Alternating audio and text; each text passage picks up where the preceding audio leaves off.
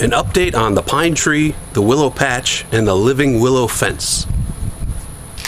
First, the pine tree. It's still alive, and it's now 4 years old, and I'm sure it needs to be repotted.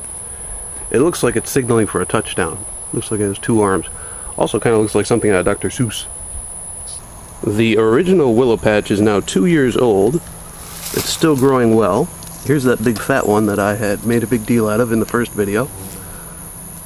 And over time, I've taken new cuttings and have expanded it considerably. The living willow fence is mostly okay. The vertical pieces are all still alive. A few of the thinner curved pieces got damaged and have some dead tissue.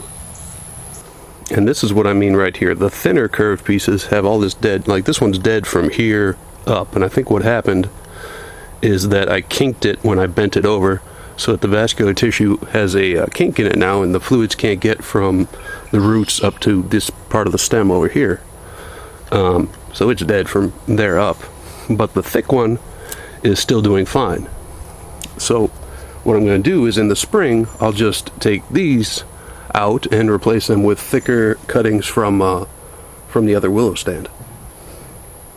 I think what I learned there is that if you're making a living willow fence or a living willow structure, you should use the thickest pieces you can find.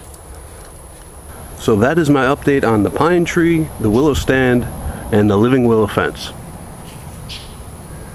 The heat index today is 106, so I'm going to go inside and drink lots of water. So I hope that was helpful. Thanks for watching. Bye.